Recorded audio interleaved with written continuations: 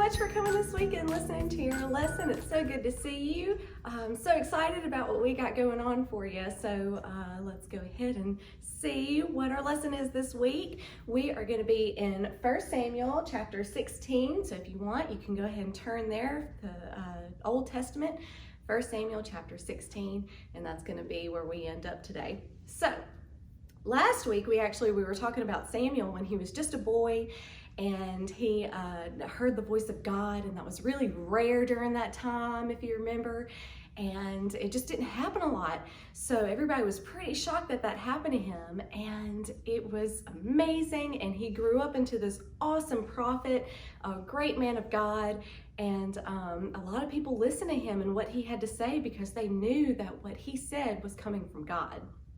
So now Samuel has gotten a little older, and the people of Israel wanted a king. As a matter of fact, they demanded a king. And they went to Samuel and they said, we need a king. We want somebody over us that can make these decisions and that can go and fight battles for us. So we need somebody that can rule over us. All these other people have that. We don't have a king. We need a king. So Samuel went to God and he said, Lord, this is what they're wanting. And God said, you know, he was pretty disappointed because even after he had delivered the Israelites, he had saved them from the Egyptians, he had delivered them from slavery, he saved them.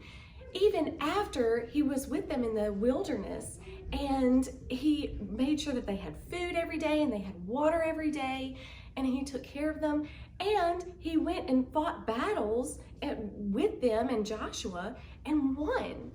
After all of that, they still could not see him as their king. So he was pretty disappointed with that. But he told Samuel, okay, if that's what the people are wanting, then you can tell them they'll have a king, but make sure they understand that they're not going to like it. See, having somebody rule over you, can be pretty good because they can make the big decisions and they can go and fight your battles for you, but they also make decisions for you, and sometimes you might not like those decisions, but he's the king, you can't argue with him.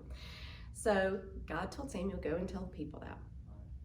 Samuel told the people, the Israelites, you know, this is what God said, you're probably not going to like it, but he'll give you a king. Israelites said, we don't care, we need a king, please get us a king. So Samuel went back to God and he said, they're wanting their king. So God told Samuel, I'm going to send you a man, and you will know that that is who will lead my people. He will win battles, and he will take care of my people. So even though God was disappointed with the Israelites, he still wanted to make sure that they were taken care of. And because he loved them, they were his people. So Samuel came across this man named Saul.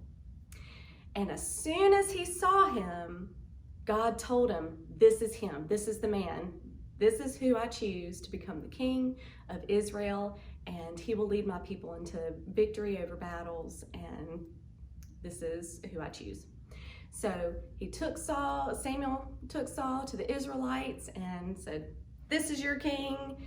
And that's exactly what Saul did. He went and he defeated many enemies for them, and the people really liked him, and because he was doing a great job until he became really prideful. That means he was really full of himself. He was really proud, and he started to think that he was too good for God. And he made some pretty bad decisions, and he started doing things that God didn't tell him to do. He had decided that instead of doing what God said for him to do, he was going to do what he wanted to do. And you can't do that. So Samuel warned Saul and told him, you know, you can't do that. God is telling you that this is what you need to be doing. And Saul didn't care. He said, meh. I mean, he was a little worried, but he was still very prideful. So Samuel warned him, and then God told Samuel, look, Saul's not going to be king anymore. So I'm going to send you over to a town called Bethlehem.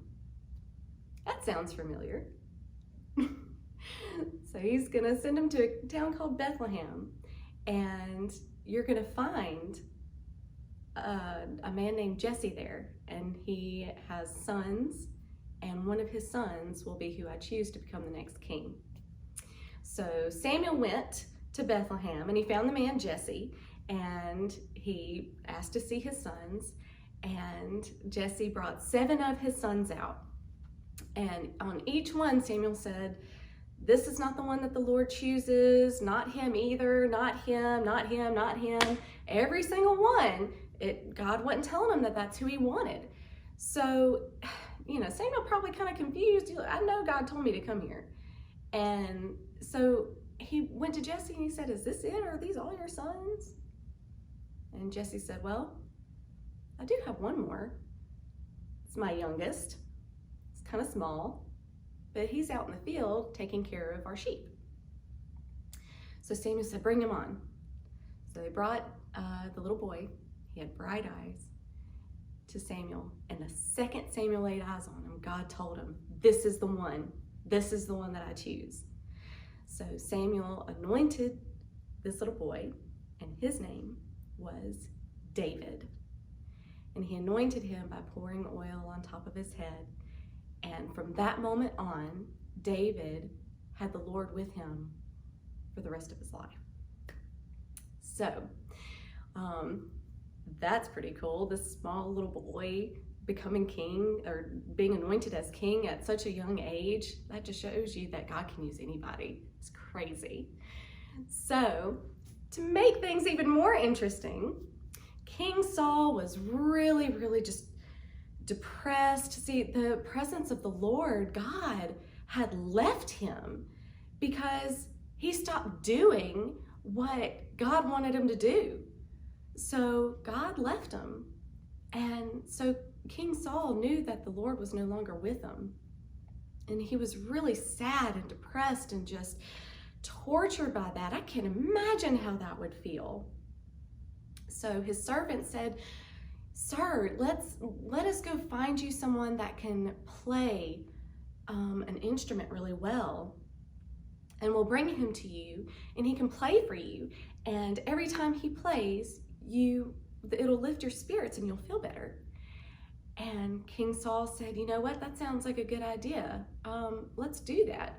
And one of the servants actually said, you know what?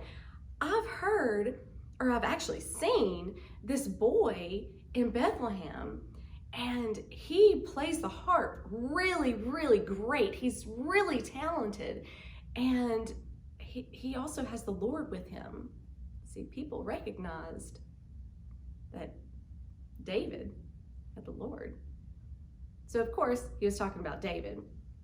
Remember, King Saul doesn't know who David is. So he said, go ahead, go get him and bring him to me. That would be great. So the servants went and got David, brought him to King Saul, and anytime King Saul would just feel terrible and down, David would sit with him and play his harp, and King Saul would just feel so much better because he would feel the presence of the Lord every time he played the harp, and that would give him some relief. So that is absolutely amazing. All of these things that have happened that God put into place for little David, and he's going to do great big things. And we'll learn more about that next week with David and what awesome things he's going to do. And it's just amazing. God can take someone so little and, just a shepherd boy and turn him into something so important. So I'm excited to share that with you next week. Stay tuned. We have a music video that's going to come up right after this. So make sure you watch that and dance along with it and have some fun. And we'll see you next week. Bye.